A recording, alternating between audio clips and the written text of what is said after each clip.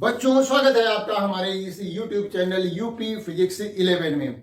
आज हम बात करेंगे कि कुछ इंपॉर्टेंट प्रश्नों की जो कि परीक्षा में अक्सर पूछे जाते हैं, और चैप्टर है द्रव्यमान केंद्र तथा दृढ़ पिंडों की घूर्णन गति।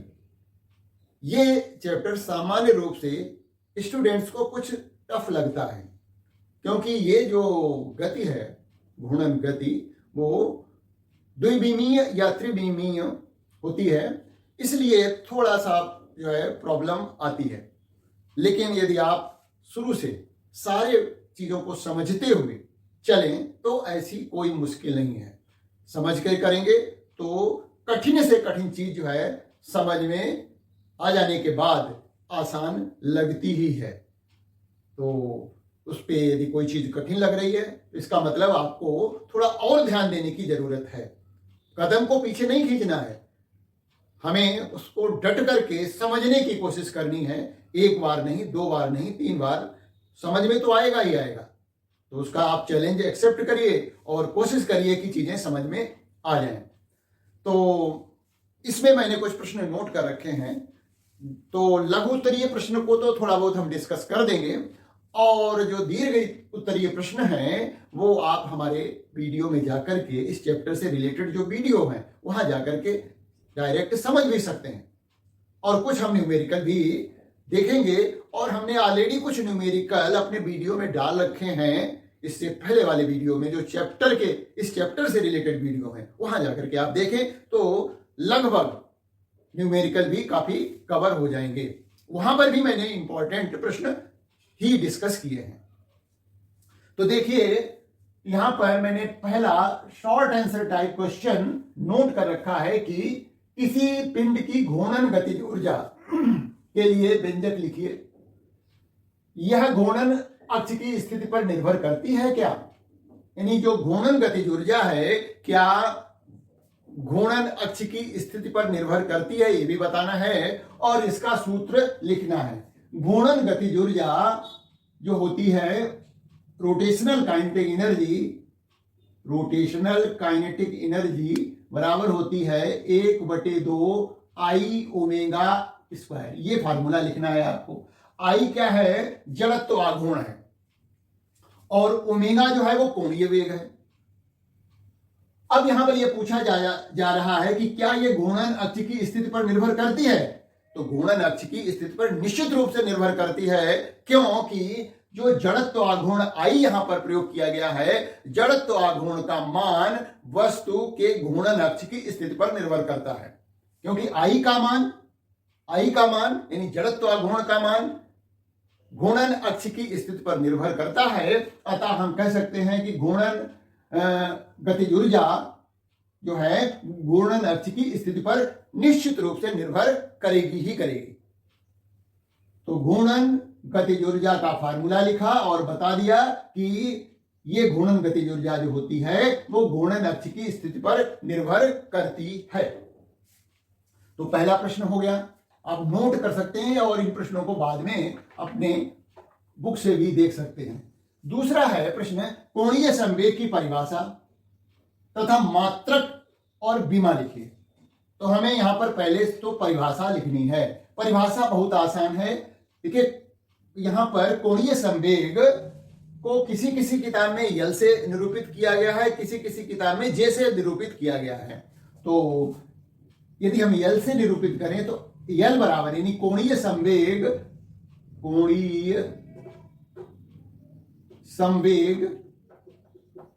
यल बराबर होगा आई ओमेगा। इसी के आधार पर परिभाषा दे दीजिए, है ना। और फिर मात्रक बताएंगे इसी के सूत्र के आधार पर, और बीमा भी इसी सूत्र के आधार पर लिख देंगे। चीजें मुश्किल नहीं है। तो इसकी परिभाषा लिखिए, किसी घूर्णनशील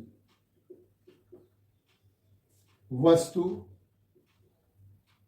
का वह गुण जो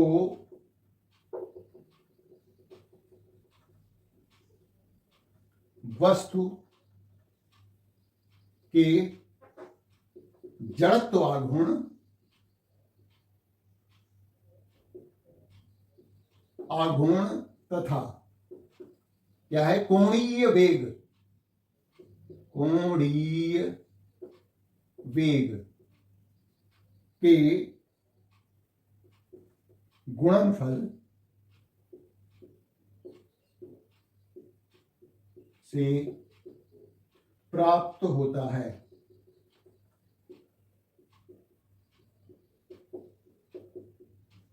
या साधारण रूप से लिख सकते हैं कि क्या, कि किसी वस्तु का कोणीय वेग उस वस्तु के जड़त्वाघूर्ण तथा कोणीय वेग के गुणनफल के बराबर होता है। या तो ये परिभाषा लिख दीजिए, किसी घूर्णनशील वस्तु का वह गुण जो वस्तु के जड़त्वाघूर्ण तथा कोणीय वेग के गुणनफल से प्राप्त होता है। या फिर देखिए दूसरी परिभाषा हम लिख रहे हैं जो कि इसी सूत्र से लिखा गया है कि कोणीय संवेग जो है किसी वस्तु का, किसी घूर्णनशील वस्तु का कोणीय संवेग उस वस्तु के जड़त्वाघूर्ण तथा कोणीय वेग के गुणनफल के बराबर होता है। आई ओमेगा है, आई क्या है, जड़त्वाघूर्ण है, ओमेगा क्या है, कोणीय वेग है। तो किसी घूर्णनशील वस्तु का कोणीय संवेग उस वस्तु के जड़त्वाघूर्ण तथा कोणीय वेग के गुणनफल के बराबर होता है, आई गुणा ओमेगा। असाधारण सी बात है, आई क्या है, जड़त्वाघूर्ण, और को किससे गुणा किया गया है, कोणीय वेग से गुणा किया गया है। तो यहां पर किसी वस्तु का कोणीय जो है संवेग उस वस्तु के जड़त्वाघूर्ण तथा कोणीय वेग के गुणनफल के बराबर होता है। हो गई परिभाषा, है ना। अब हम बात करेंगे मात्रक की। तो मात्रक हमने अभी देखिए लिखा कि L बराबर होता है आई ओमेगा। आई क्या होता है, जनरल सूत्र आई का होता है m r का वर्ग गुणा ओमेगा। अब देखिए m द्रव्यमान है तो इसका मात्रक क्या हो जाएगा, किलोग्राम। r दूरी है तो इसका मात्रक हो जाएगा मीटर का वर्ग। ओमेगा का मात्रक होता है पर सेकेंड, पर सेकेंड। लीजिए ये हो गया कोणीय संवेग का मात्रक, किलोग्राम मीटर वर्ग पर सेकेंड। अलग से कुछ नहीं याद करने की जरूरत है आपको। अब इसी सूत्र के आधार पर हम इसकी विमा भी लिख सकते हैं, है ना। देखिए विमा लिख के बता रहे हैं, ये द्रव्यमान है। द्रव्यमान के लिए विमा लिखते समय क्या प्रयोग करते हैं, कैपिटल एम प्रयोग करते हैं। आर दूरी है तो एल स्क्वायर हो गया, और ये जो है पर सेकेंड यानी टी की घात -1। लीजिए ये विमीय सूत्र हो गया। इसी जो है मात्रक के आधार पर हमने विमीय सूत्र लिख दिया। तो बहुत आसान है। अगला देखिए तीसरा प्रश्न जो है हमारा वो है, एक कण के लिए उसकी स्थिति सदिश रेखीय संवेग तथा उसके कोणीय संवेग से किस प्रकार संबंधित है। प्रश्न है, एक कण के लिए उसकी स्थिति सदिश रेखीय संवेग और कोणीय संवेग से किस प्रकार संबंधित है। तो यहां पर L बराबर होता है R क्रॉस P, और ये देखिए ये सदिश राशियां हैं तो इसके लिए हमें ऐसे ये सूत्र पूछा जा रहा है 1 नंबर में कि एक कण के लिए उसकी स्थिति सदिश रेखीय संवेग उसके कोणीय संवेग से किस प्रकार संबंधित है, ये उसका संबंध है। चौथा जो इंपॉर्टेंट प्रश्न है, घूर्णन करते हुए पिंड के लिए कोणीय संवेग तथा जड़त्वाघूर्ण के बीच संबंध लिखिए। तो जड़त्वाघूर्ण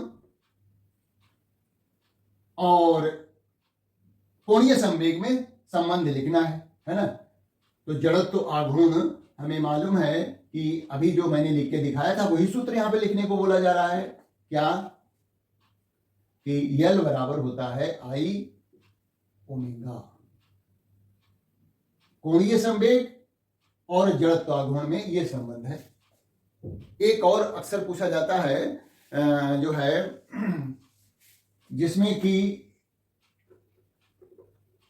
कोणीय संवेग परिवर्तन की दर, कोणीय संवेग परिवर्तन की दर लगाए गए बल आघूर्ण के बराबर होती है dL/dt। ये क्या हुआ, कोणीय संवेग परिवर्तन की दर बराबर होती है बल आघूर्ण की। ये क्या है, बल आघूर्ण। ये भी परीक्षा में पूछा जाता है कि कोणीय संवेग परिवर्तन की दर, हालांकि यहां पर तो यही पूछा गया घूर्णन करते हुए पिंड के लिए कोणीय संवेग तथा जड़त्व आघूर्ण में संबंध लिखिए, ये हो गया। यदि पूछा जाता है कि कोणीय संवेग परिवर्तन की दर बल आघूर्ण के साथ किस तरह से संबंधित है, तो dl/dt कोणीय संवेग परिवर्तन की दर बल आघूर्ण के बराबर होती है। ये भी हमने अलग से 5वां प्रश्न समझो बता दिया है।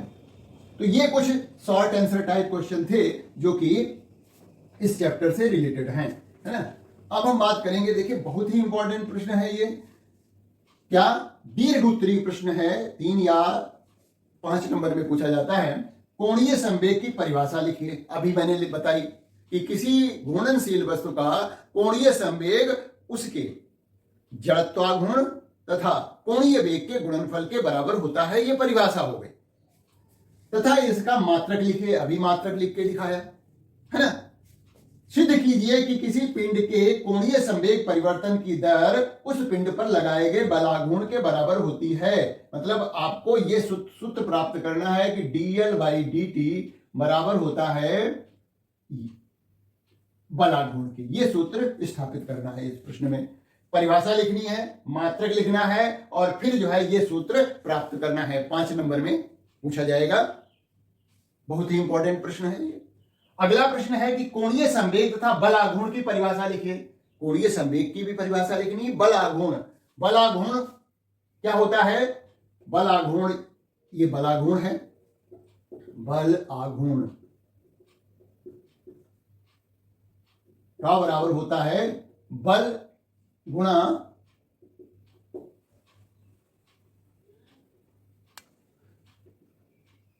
बलों, लगने वाले बलों के बीच जो क्रिया रेखा है, क्रिया रेखा के बीच की दूरी है। भाई बल क्या होते हैं? जैसे मान लिया ये रॉड है, एक बल इधर को लग रहा है और एक बल इधर को लग रहा है, ऐसे घुमाने की कोशिश कर रहे हैं, तो ये बल एक बराबर है मात्रा में और विपरीत दिशाओं में लग रहे हैं। ये मान लिया रॉड है, इस रॉड को ऐसे हम घुमाना चाह रहे हैं, तो 2 बल लगाए, बल मात्रा में बराबर हैं, दिशा में विपरीत हैं, तो इन बलों की क्रिया रेखाओं के बीच की दूरी कितनी हुई? ये हो गई, r मान लिया है। तो बल आघूर्ण इस पर कितना लग रहा होगा? बल गुणा बल, लगने वाले बलों के बीच जो लंबवत दूरी है उससे गुणा कर दीजिए। बल गुणा बलों के बीच की लंबवत दूरी, है ना, बलों के बीच की लंबवत दूरी यानी टॉ इज इक्वल टू होता है, वैसे तो सदिश रूप में लिखें तो टॉ बराबर होता है r क्रॉस p, और जनरल फार्मूला होता है टॉ बराबर होता है r p साइन थीटा। ये p जो है देखिए संवेग है, तो ये सूत्र है आपके। कोणीय संवेग तथा बल आघूर्ण की परिभाषा लिखनी है आपको, और सिद्ध कीजिए कि कोणीय संवेग में समय के साथ परिवर्तन की दर लगाए गए बल आघूर्ण के बराबर होती है। यहां भी वही सिद्ध करना है, केवल इस प्रश्न और इस प्रश्न में अंतर क्या है कि यहां पर कोणीय संवेग की परिभाषा दोनों में लिखनी है, यहां पर बल आघूर्ण की परिभाषा लिखनी है अलग इससे। यहां पर मात्रक लिखना था, यहां बल आघूर्ण की परिभाषा लिखनी है। यहां मात्रक हमें कोणीय संवेग का ही लिखना था, यहां पर बल आघूर्ण की अलग से 2 परिभाषाएं देनी है इस प्रश्न में। एक तो कोणीय संवेग की देनी है, दूसरी बल आघूर्ण की देनी है, और फिर हमें वही सूत्र जो अभी हमने बताया था कि dl/dt बराबर होता है बल आघूर्ण, ये सूत्र हमें प्राप्त करना है इस प्रश्न में भी, है ना। अगला देखिए तीसरा प्रश्न, घूर्णन गति में बल आघूर्ण एवं कोणीय त्वरण में संबंध स्थापित कीजिए तथा इस आधार पर जड़त्व आघूर्ण की परिभाषा दीजिए। देखिए यहां पर कौन सा सूत्र हमें प्राप्त करना है? बल आघूर्ण तथा कोणीय त्वरण में संबंध।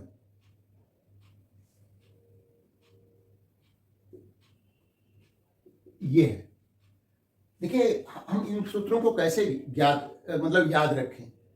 जो हम न्यूटन के गति में के नियमों में पढ़ते हैं कि वहां पर बल होता है तो यहां बल आघूर्ण है, वहां रैखिक त्वरण है, यहां जो है कोणीय त्वरण है। तो उस चैप्टर में हमने पढ़ा था कि बल बराबर होता है, बल या बराबर होता है m × a, द्रव्यमान गुणा त्वरण, तो यहां पर क्या हो जाएगा, बलागुण, द्रव्यमान की जगह हो जाएगा जड़त्वागुण,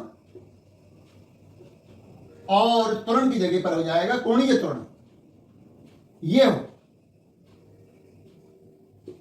बलागुण बराबर होता है जड़त्वागुण गुणा कोणीय त्वरण, और सामान्य बल के बल जो होता है न्यूटन के गति के दूसरे नियम से हम जानते हैं कि बल बराबर होता है द्रव्यमान गुणा त्वरण, तो बलागुण बराबर होता है जड़त्वागुण गुणा कोणीय त्वरण।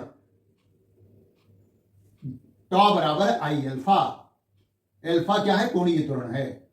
तो द्रव्यमान को हमने रिप्लेस कर दिया जड़त्वागुण से, और रेखीय त्वरण को कोणीय त्वरण से रिप्लेस किया है, और बल को बलागुण से कर दिया है। तो यदि ये सूत्र दिमाग में है तो हम फिर बलागुण का सूत्र आसानी से मतलब याद भी कर सकते हैं और परीक्षा में भी लिख भी सकते हैं। तो गुणन गति में बलागुण एवं कोणीय त्वरण में संबंध स्थापित कीजिए, ये सूत्र हमें निकालना है, कैसे आया है, और इस आधार पर जड़त्वागुण की परिभाषा लिखिए।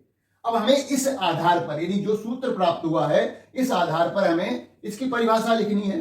तो जरा समझिए, जरा परिभाषा कैसे लिखेंगे। इस सूत्र से हमारा देखिए परिभाषा लिखनी है जड़त्वागुण की, तो आई बराबर हो जाएगा टॉ बटे एल्फा, है ना। एल्फा का मान यदि एक, ये कोणीय संवेग है, सॉरी कोणीय त्वरण है, तो रेडियन पर सेकेंड का वर्ग हो जाएगा। तो या यूनिट लिख देते हैं, रेडियन पर सेकेंड का वर्ग। ये अल्फा का मान 1 मान लिया, तो आई बराबर क्या हो जाएगा, आई बराबर हो गया टॉ के। इस आधार पर परिभाषा अब बना दीजिए अपनी तरफ से। क्या, किसी घूर्णनशील वस्तु या पिंड का जड़त्वागुण आघूर्ण उस जड़त्व आघूर्ण आंकिक रूप से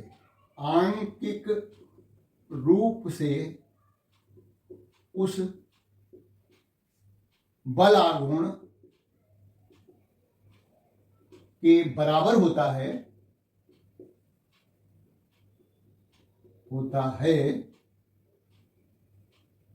जो उस वस्तु में एकांक कोणीय त्वरण उत्पन्न कर सके। ऐसे लिख दो ना, एकांक कोणीय त्वरण उत्पन्न कर सके,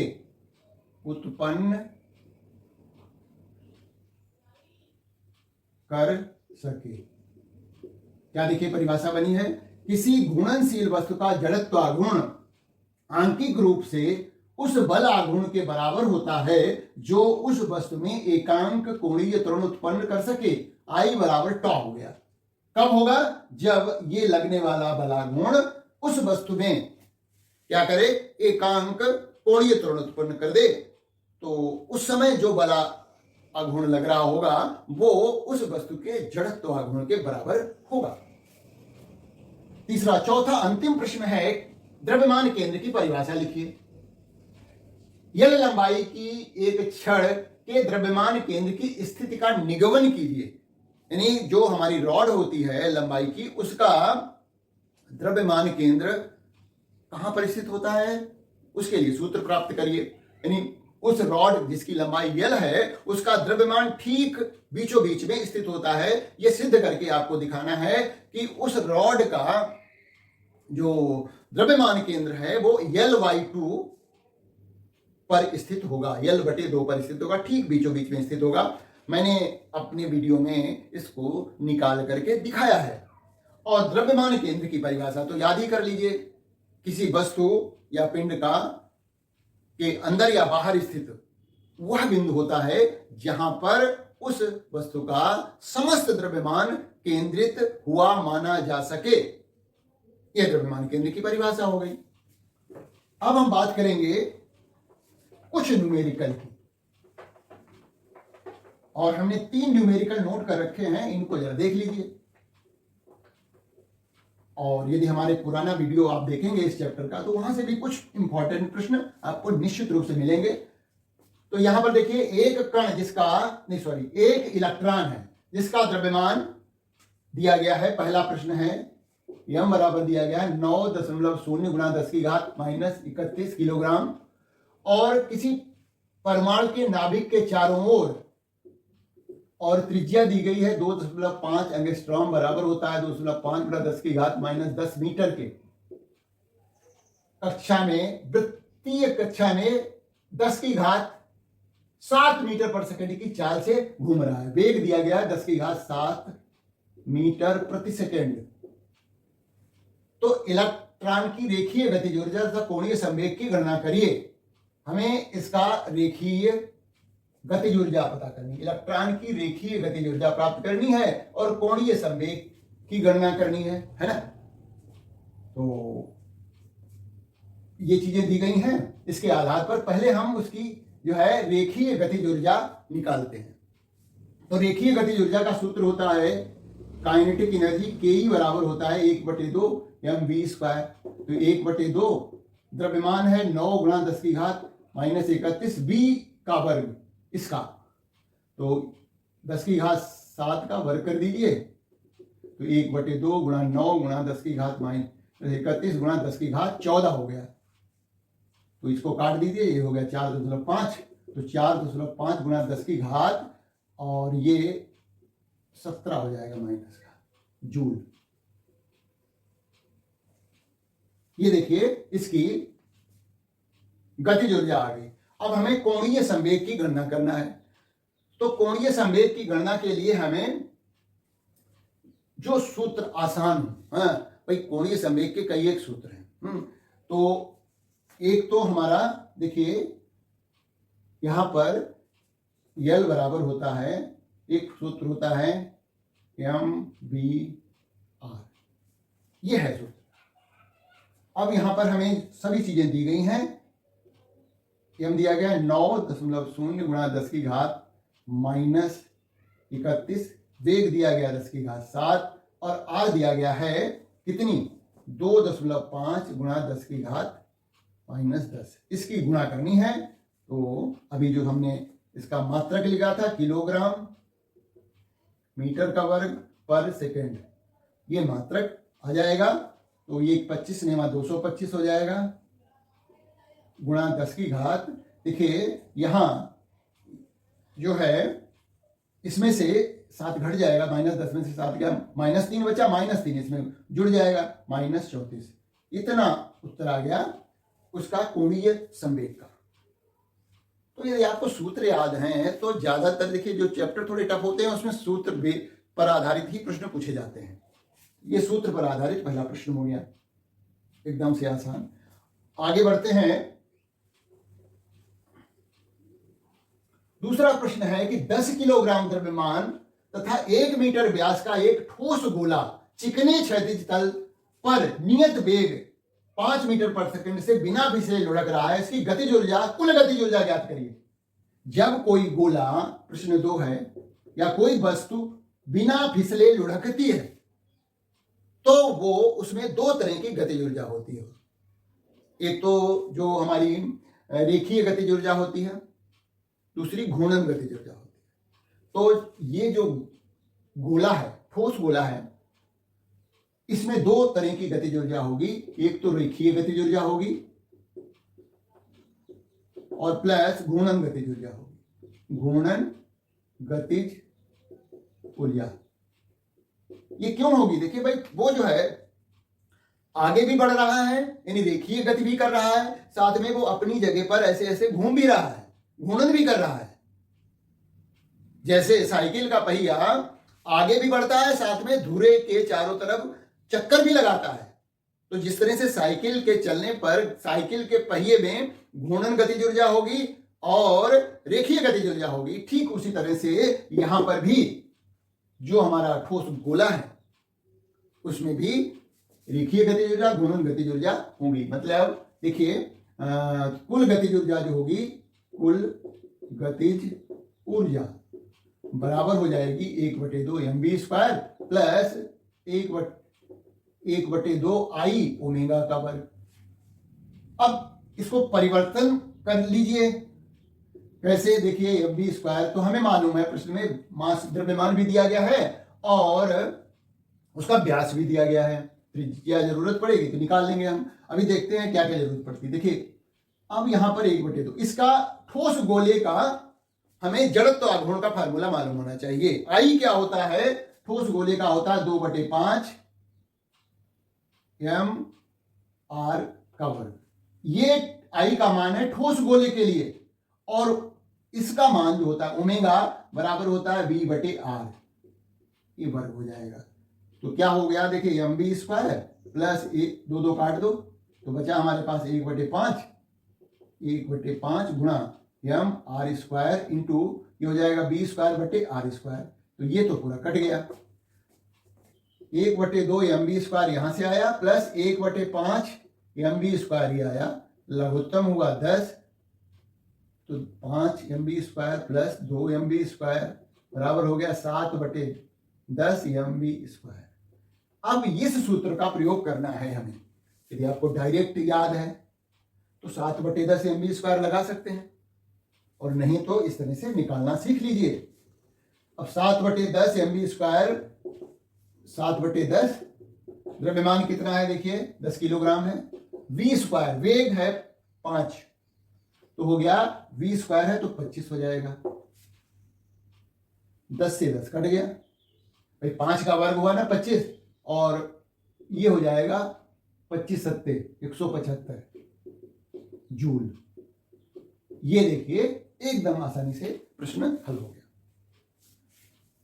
अब अंतिम प्रश्न है कि क्या 2 मीटर त्रिज्या तथा 2 किलोग्राम द्रव्यमान का एक वलय रिंग क्षैतिज तल पर लुढ़क रहा है, तो इसके द्रव्यमान केंद्र की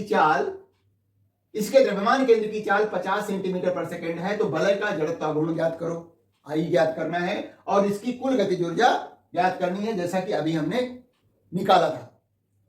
हर एक वस्तु की कुल गतिज ऊर्जा के लिए अलग अलग सूत्र होंगे, इसलिए आपको कुल गतिज ऊर्जा निकालने के लिए इस तरह से निकालना सीख लीजिए। देखिए अभी हम इस प्रश्न में भी कुल गतिज ऊर्जा निकालना सिखाएंगे। तो प्रश्न नंबर 3 में देखिए, प्रश्न 3 में क्या है कि r बराबर है 2 मीटर की और द्रव्यमान है 2 किलोग्राम है, और क्षैतिज तल पर लुढ़क रहा है, और चाल v का मान है 50 सेंटीमीटर पर सेकेंड, बराबर हो जाएगा, इसको मीटर पर सेकेंड में बदलिए तो 0.5 मीटर पर सेकेंड, ये इसकी चाल हो गई। अब हमें जड़त्वाघूर्ण ज्ञात करना है। अब ये क्योंकि रिंग है, रिंग के जड़त्वाघूर्ण का सूत्र आपको मालूम होना चाहिए। वलय का जड़त्वाघूर्ण, वलय का जड़त्व आघूर्ण का सूत्र होता है I बराबर होता है mr का वर्ग। द्रव्यमान कितना है इसका? 2 है। r का मान कितना है? 2 ही है, तो ये हो गया 8 किलोग्राम और मीटर का वर्ग। ये है उसका जड़त्वाघूर्ण। अब हमें क्या करना है कि कुल गतिज ऊर्जा ज्ञात करनी है। तो कुल गतिज ऊर्जा बराबर हो जाएगी रैखिक गतिज ऊर्जा प्लस घूर्णन गतिज ऊर्जा, 1/2 mv स्क्वायर प्लस 1/2, इसका आई का फार्मूला लिखिए। आई का फार्मूला ये लिखा हुआ है, v की जगह ओमेगा की जगह v/r लिखिए, वर्ग करिए, तो ये हो जाएगा 1/2 mv square plus 1/2 mr square गुणा v स्क्वायर बटे r स्क्वायर। तो ये देखिए r स्क्वायर यहां भी कट गया, तो ये हो गया 1/2 mv स्क्वायर, और इधर से हमें प्राप्त हो गया 1/2 mv स्क्वायर। 1/2 mv स्क्वायर आधा mv स्क्वायर बराबर हो गया mv स्क्वायर के। ये कुल गतिज ऊर्जा होगी उस वलय की जो कि लुढ़क रहा है। यहां पर भी वही बात है, जैसे मैंने कहा साइकिल का पहिया, जब वो साइकिल चलती है तो वो लुढ़कता है, चलता है, साथ में घूर्णन भी करता है, मतलब उसमें दोनों तरह की ऊर्जा होती है, रैखिक गतिज ऊर्जा और घूर्णन गतिज ऊर्जा। वही बात कोई रिंग यदि वो लुढ़क रहा है तो उसमें भी रैखिक गतिज ऊर्जा और घूर्णन गतिज ऊर्जा, दोनों तरह की गतिज ऊर्जा होगी। तो हमने इन दोनों ऊर्जाओं को जोड़ दिया और टोटल आ गया mv²। अब इसमें मान रख दीजिए तो हमें उस वलय की कुल गतिज ऊर्जा पता लग जाएगी। तो कुल गतिज ऊर्जा जो है, द्रव्यमान इसका कितना है, 2 किलोग्राम है, और वेग कितना है, वेग है अभी निकाला था 50 सेंटीमीटर पर सेकंड है, तो ये हो जाएगा 0.5 का वर्ग करना पड़ेगा, mv² है ना। तो ये 2 गुणा 0.25, तो इसको गुणा कर दीजिए तो ये हो जाएगा 0.5 जूल। ये कुल गतिज ऊर्जा आ गई, कुल गतिज ऊर्जा मतलब रैखिक गतिज ऊर्जा और घूर्णन गतिज ऊर्जा का योग। तो इस तरह से रिंग, यहाँ पर वलय जो था वो लुढ़क रहा था, तो दोनों तरह की गतिज ऊर्जा थी। यहाँ पर गोला, ठोस गोला लुढ़क रहा था, उसमें भी दोनों तरह की गतिज ऊर्जा थी, घूर्णन गतिज ऊर्जा, रैखिक गतिज ऊर्जा। बस हमें इसमें हमने जो जड़त्व आघूर्ण I का फार्मूला लिया वो लिया हमने ठोस गोले के लिए, यानी 2/5 mr², जबकि यहाँ पर हमने वलय के लिए जो जड़त्व आघूर्ण का फार्मूला लिया है वो mr² है। तो इस तरह से हमने कुछ बेसिक प्रश्न, इंपॉर्टेंट प्रश्न डिस्कस किए। उम्मीद है कि ये सभी समझ में आए होंगे। तो चैनल को देखते रहिए और दोस्तों में शेयर करते रहिए। Thank you for watching this video.